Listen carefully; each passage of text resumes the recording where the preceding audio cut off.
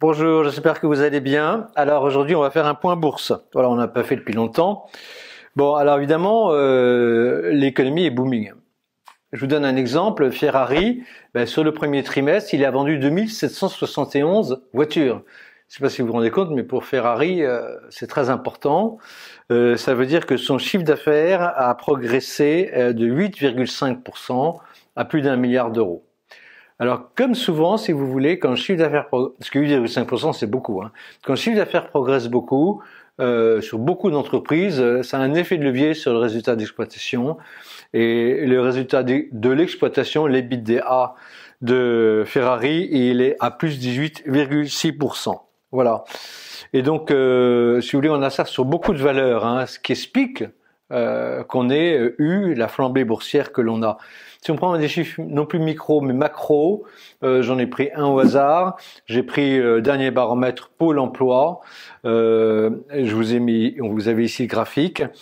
Eh bien, vous voyez que les projets de recrutement des entreprises sont à 2,7 millions de personnes, 30 000 de plus qu'en 2009. Et les 2/3, ça c'est vraiment important, les 2/3 de ces projets sont en emploi durable, c'est-à-dire en CDI ou CDD de plus de 6 mois. Donc, quelles que soient les dimensions que vous preniez, en France, en Europe, mais on ferait la même chose en Asie, on ferait la même chose en Amérique, en tout cas du Nord, vous avez des chiffres très haussiers pour l'économie mondiale. Et donc, les marchés sont au plus haut et c'est bien normal. Et donc, on vous a mis ici le graphique du CAC 40 depuis 20 ans et on vous a entouré et grisé en vert pâle, c'est très joli, vert pâle, le canal haussier dans lequel la Bourse de Paris est rentrée à l'issue de la crise de 2008 et vous voyez qu'on est tout en haut de ce canal. C'est intéressant parce que si vous voulez, pendant la crise sanitaire, on est tombé tout en bas de ce canal. Si on avait pris le graphique haussier depuis 2012, qui peut-être à bien des égards plus significatifs, on était tombé en dessous. Mais si on prend le graphique, le canal haussier depuis la crise de 2008, eh bien, on a vraiment cogné en dessous avec la crise sanitaire. Et là, on est tout en haut. Alors évidemment qu'on est tout en haut, et à chaque fois qu'on a été tout en haut depuis 2008 de ce canal haussier, il fallait vendre. Donc c'est intéressant. Alors en contrepartie de ça, je dirais en même temps, hein, pour dire comme Emmanuel Macron, en même temps, si je prends la résistance haussière, il y avait une résistance haussière très forte, hein, on vous l'a souvent dit, qui était à 6000 points, tout petit peu au-dessus de 6000, et qui datait déjà de 2006, eh bien, on a cassé cette résistance haussière, et quand généralement on casse une résistance haussière très forte, qui était inscrite dans la durée, alors c'est un signal très haussier. Donc, en même temps, on ne serait pas étonné chez Hibou, comme on a cassé cette résistance haussière, qu'on aille significativement au-delà des 6000, alors on est déjà à 6500, mais on pourrait imaginer aller au moins à 7000, hein, qui était le niveau de 2000 sur le CAC. Alors, parallèlement à ça, également, en même temps, si je prends la droite de régression du CAC depuis 25 ans, depuis le début des années 90, on est au-dessus de la droite de régression, mais on n'est même pas à un écart type. Donc ça veut dire que sur le plan des valorisations, il y a encore de l'espace pour la hausse, hein. Donc à la fois sur le plan technique et sur le plan des valorisations, il y a de l'espace pour la hausse. Et si je regarde les moyennes mobiles, alors vous savez, les moyennes mobiles, si la moyenne à 20 bourses, c'est en bleu, est au-dessus de la moyenne à 50 bourses qui est en vert, qui elle-même est au-dessus de la moyenne à 100 bourses qui est en rouge, et c'est exactement ce que vous avez actuellement sur le CAC, et ben ça veut dire qu'on est toujours dans un trend, un momentum haussier.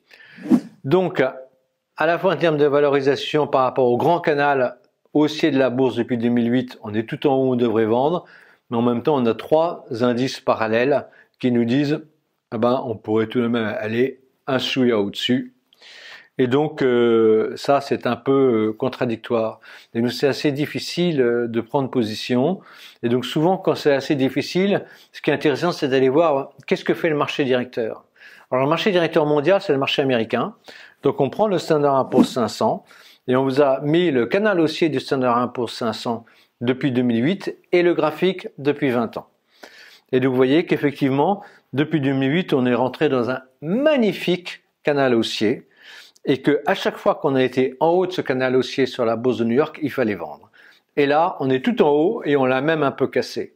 Et donc, on est exactement dans la même problématique que le CAC 40. Et si on regarde alors en termes de droite de régression, alors là, c'est un peu plus embêtant que sur le CAC 40 parce qu'on n'est pas juste au-dessus de la droite de régression.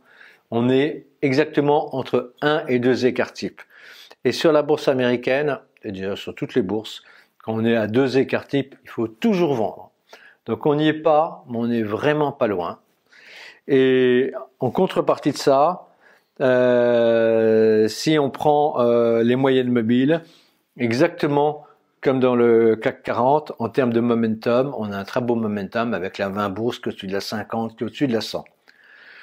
Donc, une fois qu'on a dit ça, qu'est-ce qu'on peut dire sur ce point bourse? On peut dire la macroéconomie est bonne, donc les marchés peuvent monter. Sur le plan de la valorisation, les bons chiffres de macroéconomie, ils sont déjà dans les cours. Et sur le plan du momentum, eh bien, on peut aller un chouïa plus loin. Mais donc concrètement, notre conseil chez Hibou, c'est de vous dire, il vaut toujours mieux vendre quand les gens achètent. Il vaut toujours mieux vendre au son du violon. Donc commencez à faire des liquidités, parce qu'on est tout de même mûr, peut-être pas aujourd'hui, ce sera peut-être que demain, mais on est mûr pour faire une consolidation. C'est pas la fin du monde, mais on est mûr pour cette consolidation. Donc commencez à lever du capital avant des titres qui ont très bien marché et vous aurez des liquidités pour acheter le jour où ça baissera, même si ce n'est qu'une baisse technique. Voilà, j'espère que ça vous a été utile. À très bientôt avec l'équipe Hibou.